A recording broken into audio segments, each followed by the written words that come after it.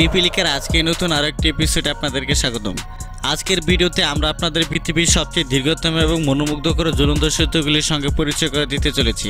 এমন অনেক জ্বলন্ত সেতু রয়েছে যা পার হতে অনেকের ভয়ে গা শিউরে ওঠে, আবার অনেকের সমস্ত ভয় কাটে সেটা পার হতে পারে। এসব ভয়ঙ্কর সেতুগুলি সম্পর্কে জানতে ভিডিওটি সম্পূর্ণ দেখুন। চলুন তাহলে ভিডিওটি দেখে নেওয়া যাক। হুসেনি ঝুলন্ত সেতু। এই সেতুটি পাকিস্তানের গিলপিট বালতিস্তান অঞ্চলে হুসেনি শহর অবস্থিত।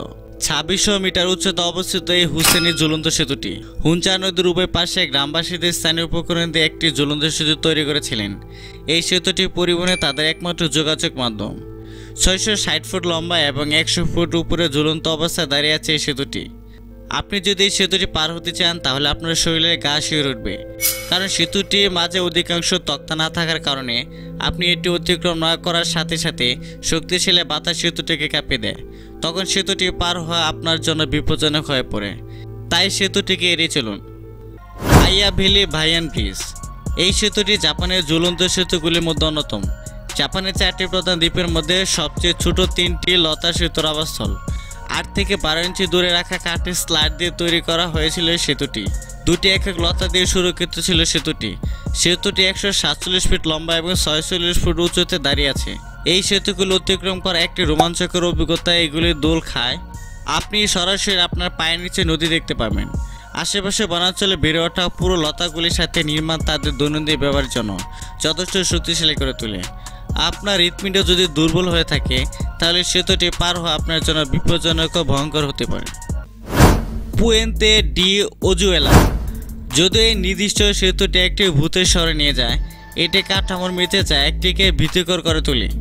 সৌভাগ্যবশত 2টি টাওয়ার থেকে স্থগিত ইস্পাত তারগুলি নিরাপত্তার একটি বৃহত্তম অনুভূতি নিয়ে আসে। তবুও ইস্পাত একটি তুলনামূলকভাবে সাম্প্রতিক সংযোজন।